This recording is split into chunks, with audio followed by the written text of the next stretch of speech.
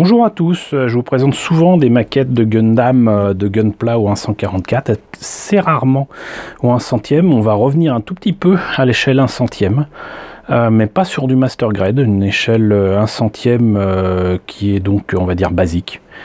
Certains diraient no grade, je ne sais pas ce qu'il en est ici, je ne vois pas de logo HG ou quoi, mais en tout cas, donc ça fait partie des maquettes au 1/100e de Gundam Seed qu'on a eu la chance d'avoir en France par Bandai France début des années 2000, après la vague de maquettes Gundam Wing et une seule maquette de Zeta Gundam. On a eu droit à toute une tripotée de maquettes de Gundam Seed, et le Buster Gundam en fait partie. Alors maintenant, par contre, ma mémoire me fait un peu défaut. Il me semble que les boîtes distribuées en France étaient différentes de celles japonaises. Celle-ci très clairement est japonaise, donc je ne pense pas qu'elle fasse partie des maquettes qui étaient distribuées en France. Quoi qu'il en soit, je l'ai, c'est le Buster Gundam, le GAT-X 103, piloté par Diaka Heltman. Et donc c'est un modèle qui date de 2003. Ça ne nous rajeunit pas, ça fait donc bientôt, bah oui, ça fait déjà bientôt 16 ans. 16 ans que cette maquette existe, et j'aime beaucoup ce Gundam, pas seulement parce qu'il est surarmé, parce que ces deux canons peuvent se relier pour faire un méga canon, pas seulement parce qu'il a des missiles dans les épaules, pas seulement parce qu'il rappelle un peu le Heavy Arms qui est aussi mon préféré de Gundam Wing, mais tout simplement parce qu'il a de la gueule, parce que il change aussi des couleurs bleu, blanc, rouge qu'on a l'habitude de voir dans les Gunpla et surtout les Gundam, parce que ses entrées d'air sur son buste sont protégées de plaques de blindage, parce que tout simplement vraiment il est vraiment très chouette, et que j'aime beaucoup ce personnage qui va non pas retourner sa veste, mais comprendre que la guerre c'est pas aussi simple qu'il le pensait, qu'il n'y avait pas que le camp des gentils qu'il était supposé représenter et le camp des méchants contre lesquels il combattait. Donc c'est vraiment non seulement un personnage que j'aime beaucoup, un mecha que j'aime beaucoup, et une maquette qui est vraiment très sympa. Je l'ai également du coup en First Grade au 1/144, je l'ai, si je ne me trompe pas, en High Grade, on va dire en 1/144 un peu plus articulé. Et donc, comme vous le voyez ici, j'ai donc forcément au 1/100e. Il me semble qu'une version Master Grade est sortie au Japon, mais je ne suis plus très sûr, parce qu'ils avaient sorti de toute façon de nouvelles versions, surtout du Strike Gundam, et surtout des Freedom, des différentes versions du Freedom, avec son côté bling bling qui semble plaire à beaucoup de gens. Et donc je ne sais plus si finalement il est sorti dans une version Master Grade, mais il le mériterait vraiment. Donc qu'est-ce que donne cette boîte? Et ben déjà elle est clairement aux couleurs du Buster Gundam, puisqu'on a une espèce de dégradé vert clair sur le fond de la boîte, avec des bandes vertes qui pourraient rappeler éventuellement le vert de ses épaules et de son buste. Donc voilà, moi je trouve ça vraiment très chouette. Il était vendu apparemment au Japon à 2000 yens, ce qui nous fait à peu près un peu moins de 20 €. Voilà ce que ça donne une fois monté et peint. Je rappelle que une des manières de voir qu'une maquette de Gundam est réussie, c'est le fait qu'il puisse mettre genou à terre sans que ça fasse ridicule. Bah là c'est le cas, donc ce qui prouve que tout en n'étant pas un Master Grade, et certainement en n'ayant pas d'inner frame, il est capable quand même de poses sympathiques, et donc vous voyez donc très dynamique ici. Et sinon, le voilà avec une pose statique de base. Et il est livré comme tous ces modèles au 1/100e de Gundam Seed, avec un personnage qui n'est peut-être pas dedans, puisque à un moment, je m'étais mis à essayer de peindre avec les peintures Citadel que je découvrais il y a 15 ans. Je me suis mis à peindre des figurines, et j'avais pas trop mal réussi. Comment il s'appelle? Asran Zara.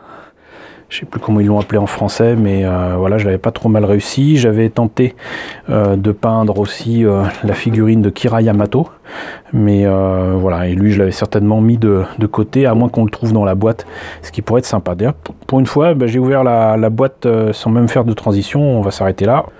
Voilà, c'est mieux déjà. Donc, La notice est pas mal, hein. Moi j'aime bien le fait que voilà, il est dans une pose, voilà, il attend d'en découdre, il tient son arme sur le côté de ses hanches tranquillement. Ça rappelle un peu la pose et l'arme qu'il y a dans Aliens, le deuxième film Alien réalisé par James Cameron, et on voit une arme à peu près identique utilisée par un des Space Marines. En tout cas moi ça me fait penser à ça. Donc comme souvent avec ce genre de notice, quelques petits dessins sympathiques et des présentations aussi du personnage. Les pièces en présence, hein, on voit très clairement qu'on n'a pas affaire à un Master Grade, il y a très peu de pièces et il n'y a très clairement pas d'inner frame. Les seules pièces avec des petits X ici sont des polycaps.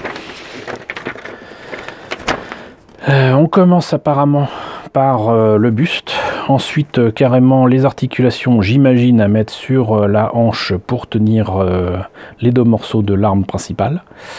Ensuite les hanches, la tête, on met le tout, on attaque ensuite les épaules, les bras. Présentation encore une fois du mecha monté, peint et comment dirais-je, du mecha en couleur dans le dessin animé. Alors on observera que là c'est quand même plus proche d'un jaune sable qu'un beige clair, et on rappelle que tant qu'il n'est pas mis en action, les couleurs du mecha n'apparaissent pas, et donc il est dans une espèce de niveau de gris. Voilà, et donc ce personnage, à mon avis, je l'avais mis de côté, on va voir ça tout à l'heure. Voilà, c'est très sympathique tout ça. Donc après les bras, forcément on attaque les pieds et les jambes. Ensuite les armes, c'est peut-être le gros défaut de cette maquette. Les deux parties des armes, bah, il faut pouvoir les poncer, etc. Enfin là c'est carré, ça va, mais là c'est rond. Je vous montrerai un outil qui permet de poncer ça très simplement et j'allais dire sereinement, mais on n'en est pas encore là, donc bientôt. Et donc on peut mettre les armes dans le dos avec les supports qui du coup passent des hanches vers le dos. Ça doit pas être très pratique quand il se tourne, mais bon. Et là ça montre comment non pas transformer, mais placer les armes d'abord sur les côtés des hanches, et sinon après apparemment enlever l'arme des supports, j'imagine, ou alors peut-être le placer de l'autre côté, d'un côté ou de l'autre, je ne sais pas, ça m'a l'air un peu complexe quand même. Donc voilà, les couleurs donc sont effectivement plutôt beige clair, donc je préfère le côté sable. Ça ressemble à du polycap ici, mais ça ne l'est pas, c'est les articulations pour les hanches. Là, si je ne me trompe pas, c'est pour les pieds, c'est très semblable aux pièces qu'il y a pour le Strike Gundam. Idem ici pour les pièces des jambes, et là c'est pour les épaules. On a ici des autocollants, les rares autocollants qu'il y a, c'est pour bien évidemment les caméras et les yeux, ça sera utilisé, ça sera pas mal. Cependant, si vous ne voulez pas mettre les autocollants, vous pouvez peindre les yeux et même les laisser en transparent pour mettre éventuellement de la lumière derrière. On voit que donc toutes les pièces qui doivent être en couleur sont déjà en couleur. C'est pas trop mal. Même le V-Fin reste relativement pointu. C'est pas mal du tout.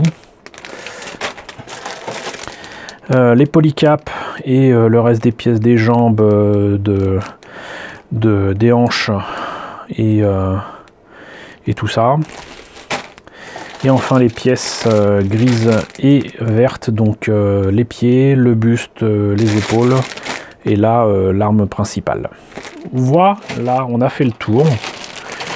Une maquette qui a l'air quand même bien sympathique, sans quoi je l'aurais pas pris. Et je pense que dès que je mettrai la main sur les autres maquettes ou 1/100e de Gundam Seed, bien évidemment, je vous en ferai profiter. On fera peut-être même une petite présentation et comparaison entre le Strike Gundam de cette collection-là au 1/100e et le Strike Gundam en Master Grade, voilà, qui était sorti il y a déjà plus d'une dizaine d'années. Et bien écoutez, j'espère que la présentation de ce Buster Gundam au 1/100e vous a intéressé. N'hésitez pas à me dire ce qu'il en est dans la section commentaires, n'hésitez pas à liker, n'hésitez pas à partager, n'hésitez pas à vous abonner si ce n'est pas déjà le cas. Coucou à ceux qui nous ont rejoints dernièrement. J'espère que les sujets que je développe quotidiennement très divers vous intéressent. Coucou aux grands anciens, merci à tous de votre soutien et votre fidélité, et je vous dis donc à très bientôt pour la présentation de nouvelles maquettes Gundam Seed.